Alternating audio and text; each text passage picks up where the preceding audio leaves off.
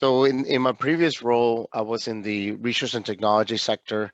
Our goal was to always try to come up with the latest, research the latest technology, figure out how to bring it into the manufacturing workforce, and then be able to adopt it and see what the impacts would have in our manufacturing workspace. But I think what I want to do is kind of tell you, you know, where does my story begin? Where did I start with SharpCloud and why? And so, this brings me back roughly 4 years ago. In the research and technology sector, we were always challenged on developing roadmaps, developing ideas of what we're going to do in the next 3 years and 5 years. Where do we see, technology changing, and how do we see us being able to adapt that technology to essentially make our company better? Where we struggled is we use several tools. I won't mention every single tool, but we use the typical Excel, PowerPoints, and we were trying to create these roadmaps that allowed us to understand our current landscape, and then be able to tell us, where do we feel these initiatives and technologies are allowing us to go, and then do we think we can align these to our projects of what we need to invest on today. And one of the things that we struggled is, every single year we would spend, roughly a month or so with leaders across the different organizational, different groups, and we will go through this routine of, collecting all this data, bringing this data into our PowerPoint or traditional tools, and then be able to display them. But after a year of developing, we realized that that data was no longer relevant. And in order for us to maintain, sustain that data, and to be able to properly communicate it and create those visuals, to then not only persuade, and I wrote something down that Phil said, it's not about persuading people, it's about getting people to realize what we're actually working on, and what type of impacts we're going to have. And so I started using SharpCloud. I was introduced into SharpCloud 3 years ago, 4 years ago, and it became a game changer. And where I really want to focus this topic of discussion is kind of what is done for me in this new role, where I'm coming from the aerospace industry. A year and a half ago, I joined Amcor. Amcor is it's a global leader in developing and producing responsible packaging for food, beverage, pharmaceutical, medical, and home and personal care. That is completely opposite of aerospace. And so for me to come into this new role as a director of automation, which eventually morphed into now advanced manufacturing, is, how do I even get started? You join this new company as a new industry, new people, new initiatives. We have roughly 225 sites globally, 46,000 employees across the globe. We're stretched out to over 40 countries. So how do I get started? How do I understand what are the difficulties with Amcor? What are the barriers that they're hitting? And then how do I morph my experience of introducing technology and be able to set a strategy for our success? And so that is what I'm going to share with you today. And I'll go ahead and share my screen here. Can you guys see my screen, by the way? Hopefully it's sharing. I cannot see it yet. Okay, there we go. There we go. So when it comes to SharpCloud, there's a friend of mine that introduced me to what they call the drip issue, which is data rich, information poor. We live in a technology world. There's plenty of data out there. There's plenty of initiatives going on. There's a magnitude of vendors that can introduce these technologies, and everybody promises you the world. Everybody tells you they can help you. But how do we map it together? How do we address the questions? And so when I first started, I wanted to, what you're seeing here is essentially, within North America, my role is the director of advanced manufacturing within North America for flexibles here at Amcor. And so what you're seeing here, I had 37 plans that I needed to understand what is going on, what are the barriers. Roughly we had, 80 something, 50 something projects out there that I needed to fully understand and how they're aligned together and how they are associated together. We have different, at least 5 different business units also working on these projects or trying to introduce new initiatives and new technology, different focus areas. And so, how do I structure this? How do I bring this together? And SharpCloud for me has been a great tool for me to formalize, structure, and then create the visuals that I need for me to be able to map things out. So as I started using this tool, what I was able to do is then organize it into different focus areas where I know now how to focus my attention and where do I feel that we are going to be successful at. So within the organization, and of course here within the Shop Cloud, I did create something that's very similar to what we're using. But of course, I can't share that today with you. So I just created something that kind of represents and is very similar to kind of how we align things here together. But within my advanced manufacturing team, we needed to create initiatives, and let me back up here for a little bit. Before creating initiatives, the first thing we ask ourselves is, what questions do we really want to answer? What is the problem here? And I wrote a couple of questions while Phil was speaking because it really motivated me on the adoption of technology. And one of the things that I commonly hear leaders within manufacturing asking is, first of all, what is it that we're working on? What new capabilities are we trying to chase? How are those new capabilities are going to benefit us as a company? What are all the different type of vendors that are out there? What groups are working on what, and how do we create these alignments? And then how are those aligned to our overall organization strategic objectives and goals? And as I started working with SharpCloud with this tool allowed us to really understand and filter this data. So the data that you saw today was a really unorganized data. Here it is. So once I started working on what the projects, the plans, where the business units, then we started creating structures, which allowed us to look at this data a little bit different, allowed us to have different visuals. Then after that, we started to then create these strategic objectives. And so basically from there, we were able to say within our advanced manufacturing group, we have now sub initiatives that address certain focus areas to then address our strategic objectives. So once we were able to grab this data and formalize it, we are now then able to see how we can align our projects and then also align our investments. So from there, we were able to now create our dashboards that allowed us to see not only what's going on today, but what is the needs and ask of every single one of these plants, and how do we feel like we need to be able to invest in the future.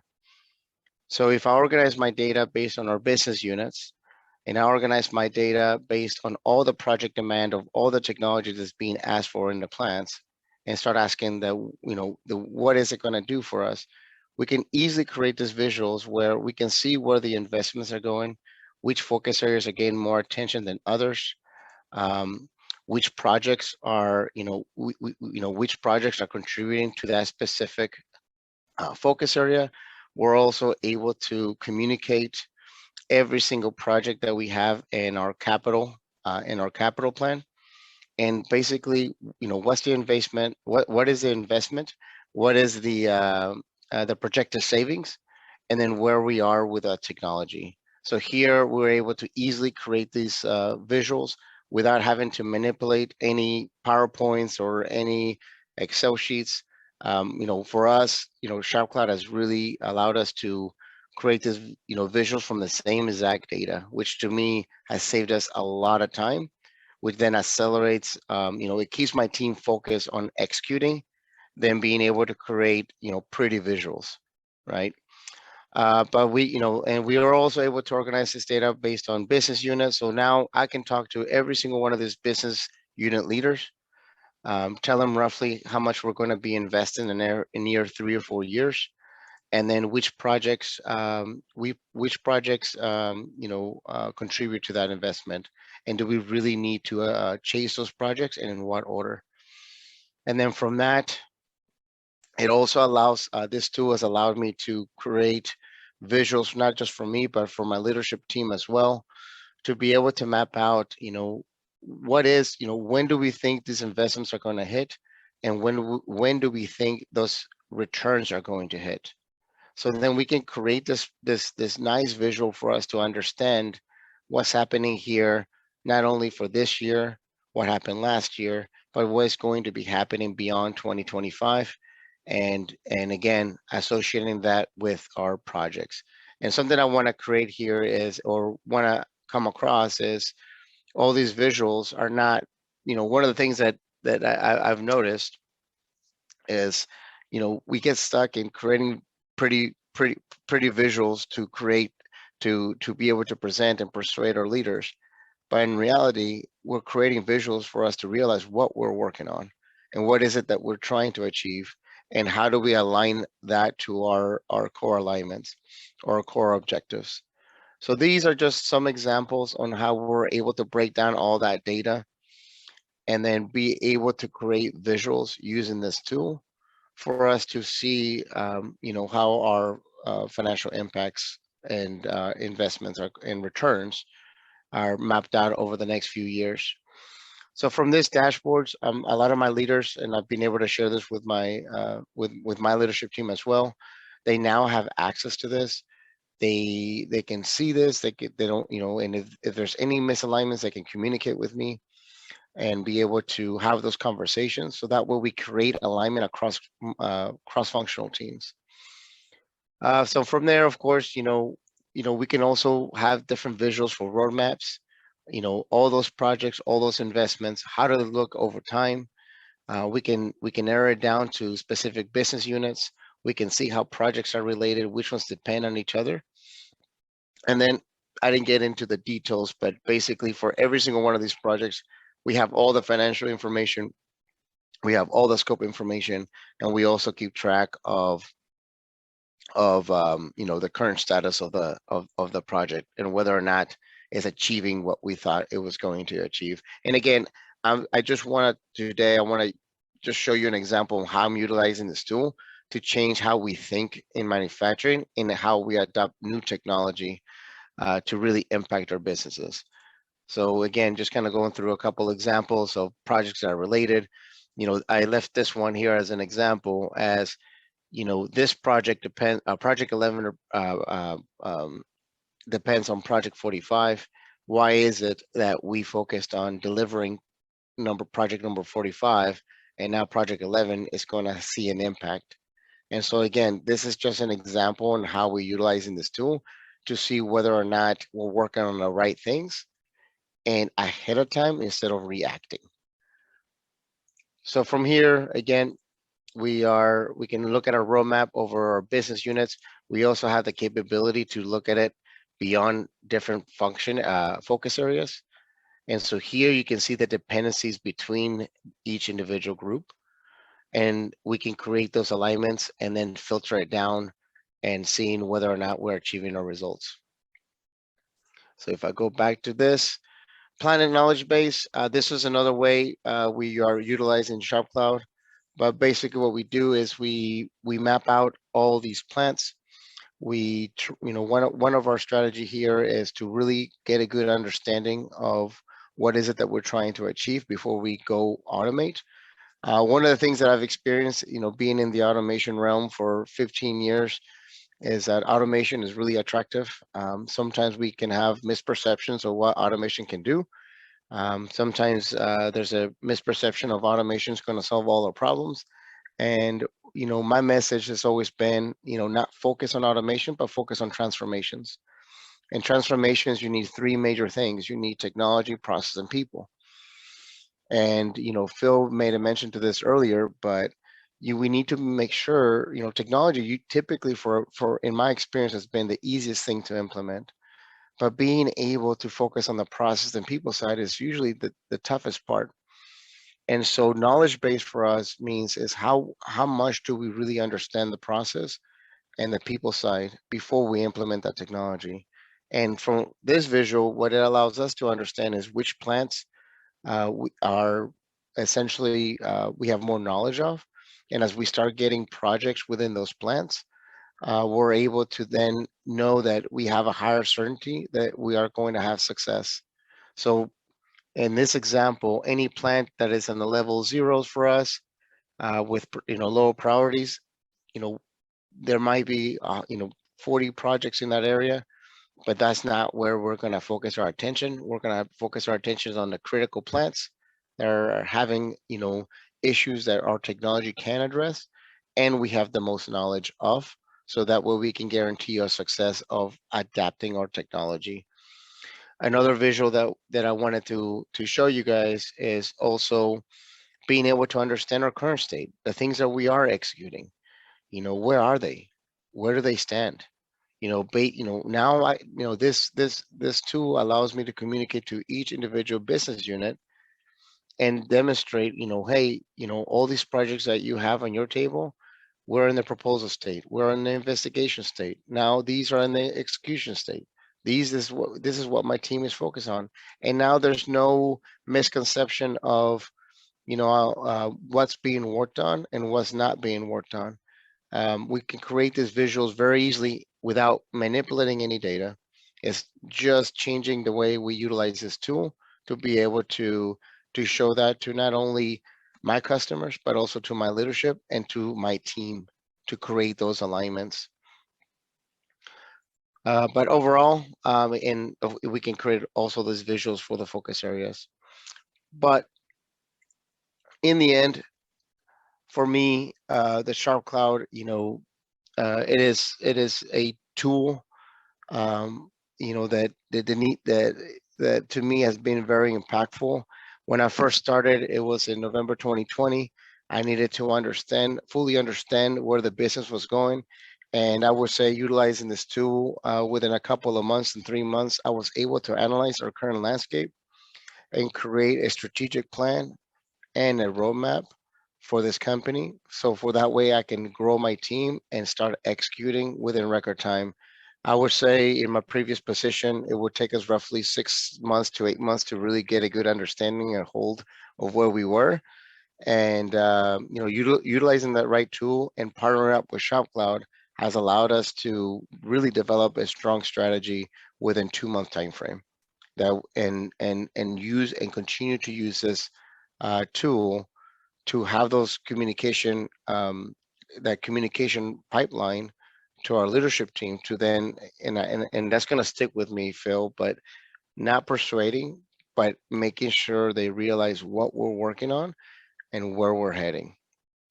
And so here at Amcor, it is a tool that we are utilizing and is gaining a lot of ground. And one of the things that I'm really excited is that other functions within our team are starting to leverage this tool. And now we're creating alignment between other functions, not just my team and now what we are working on, but what everybody else is working on within the North American region.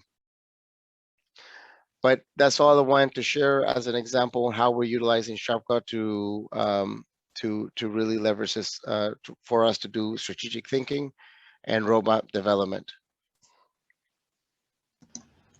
Great. Thank you so much, Gregorio. That's a great presentation and a great utilization of the tool. So we do have a number of follow-up questions. Are you ready? Sure. All right. So how do you collate the data? Do you enter it directly into SharpCloud? Do you copy and paste it in there? Is there some sort of data format? Do you use something like forms? Is there an API? How do you best do it? So I'm going to tell you how I utilize it. But when I started here, I started entering data manually. I just start saying, okay, well, I'll copy an Excel sheet that has reference to all the plants, and I'll drag and drop it into SharpCloud for me to say, okay, here's this data point. Then I'll collect data from the projects. And SharpCloud does have the capability of being able to copy Excel sheets and put it into SharpCloud. So then I'll copy that. And then once I have it in the SharpCloud realm, that's when I can start manipulating. That's when I can start creating categories, creating structure, creating creating formatting. That's kind of what I do to get a good understanding of what's out there. But it is very, very helpful to structure your data beforehand, because once you have it structured, then in SharpCloud it becomes very easy to utilize. And then as far as connecting it, we are currently working with SharpCloud to now start connecting it to our systems. And our IT counterparts are really engaged in utilizing this tool. And so we're not, now that we have a process in place, we're going to be automating that. That way we no longer have to create items manually. I love it. Automating the automating process. Mm-hmm. So moving on to the next question. Do you think there's a fourth level to people, process, and technology? Organization, leadership, culture, alignment, teamwork, maybe? I guess I don't, a level as far as the importance of transformation. I guess so, or meaning that maybe there's something in there. So you have people, processes, and technology, but is there maybe a fourth level in that that You help with the know, transformation? Buy-in from the organization. yeah, I think, if regarding buy-in, um, for me, it's all about creating the visuals. And I'll go back to the drip method. There's usually a lot of data out there, data rich, information poor. There's a lot of data out there, but it's really hard for us to be able to have those insights of what that data really means. And so for us to be able to map things out and create those visuals, it allows us to understand what is it that we're really doing and what's not, and not only what you're doing, but what is it that works and what is it that doesn't work, right? And then how do we leverage and maximize what is working, and how do we do not stop working on the things that are not working, and and communicate that. And it's amazing how fast we lose track of things we did a couple of years ago or even a year ago, and then we repeat the history. But that's why, it's so important for us to not only map out the future, but get a good understanding of our history, and making sure that we know where did we start, and why is it that we are in the place that we're in today. And when it comes to transformations, what I like to say is, technology, process, people, and I say it in the order of difficulty, with technology being the easiest, process is the second hardest, and the people side is the most difficult thing that you face. And in my career, I spent roughly 7 years of my career fixing failed automation projects that were implemented and now well adopted by the culture, and essentially stopped in production. And my job was to revive them and understand where were the barriers. And I've had several people ask me, out of those 7 years of reviving failed automation or unused automation, what is it that you learned? What is it that, what is one thing that you saw that that wasn't, that all of them had in common? And I can tell you right now, it wasn't the technology. The technology was pretty much dead on. It's just that nobody focused that the process was correct for that technology, and that the people were trained to utilize that process to then help that technology. Well, I think that's kind of a common theme between both of our presenters today, is just the people and the processes, and making sure that that is one of the bigger components of being successful. So I know that you talked about time savings with using SharpCloud and just being able to save on productivity. So in helping to save time on mapping out your automation strategy, how is that translated into increased productivity in the plants? Well, as far as increasing productivity, it's really about being able to bring this technology into fruition and not allowing our projects to go through the churn of indecisions. And what I mean by that is there's a magnitude of asks from the plants. The plants wanna, every single plant wants to improve. every single plant wants the latest technology. Every single one plant wants to be more productive. But my communications to them is, let's make sure that we are optimized before we automate or we bring those technologies into your place. But what SharpCloud has done for us is create those alignments. And one thing that I was not able to share, and I did not have a visual, is for every single plant, we have a SharpCloud visual that the plants can see, or what projects that we are working on the technology side, but we have projects that they need to do on the process side. And then we're establishing projects that we need to do on the culture side to train them to utilize our technology and the new processes that are going to be set in place to fully transform their plants across time, not just for today. And so creating those visuals allows us to make sure that we have a true alignment and we can work on those things ahead of time and not react. And if you want to talk about time savings, is when you can have a forecast on what you're going to do, we can make projects happen in the right time, so that way we don't create delays where things can slide to the right, which is very, very typical, especially when you're focused on transformations and not automation. Awesome. So just going back on the productivity aspect and everything. So do you think the level of control and visualization you have achieved makes you more productive and successful in your own market? Absolutely. Um, I spent less time now trying to develop visuals. I would say in my role, I would have my team help me create visuals for once a month, once a week, for us to be able to update where we are today. But having this tool here has made it much easier for us. So that way we're not focusing on creating visuals, we're focusing on execution and strategy development. And just for giggles, what were you doing previously before SharpCloud as far as creating those visuals? Take us through that process. Do I really have to? Yes, it was the typical, we will compile that was the master of all the projects we had. Very hard to read, very hard to maintain, very hard to sustain.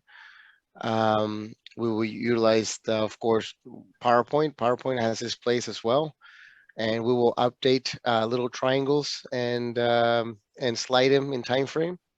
And you can imagine the time that consumed us for us to do that, especially my team and myself.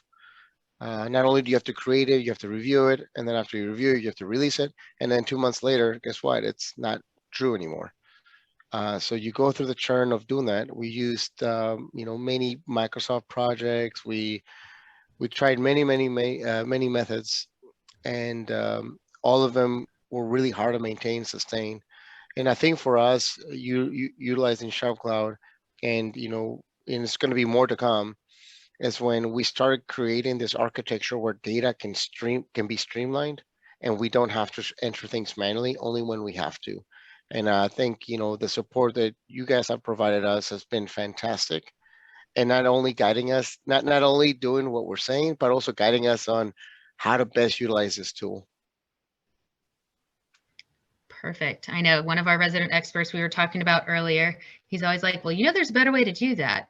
Well, we'll hear from him in just a moment. But last question, does the business acknowledge that your approach and use of SharpCloud has given them unique insights and profitability? Yes, yes, to the point that other groups are now expanding, and they're starting to utilize this tool to see how they're getting benefit out of it as well. But what I'm most interested in is being able to create the alignment between my initiatives and their initiatives, because in the end, we have to work as a one unit for us to be successful. And what I've realized in my position working on the technology realm is we can have we have multiple groups working on different initiatives, and sometimes something that I will create can be overridden by another system in another group. So I think as more of my teammates start utilizing this tool, we can really have those visuals for us to be able to see whether or not we're going to trip over each other and create those alignments so we can achieve our strategic objectives.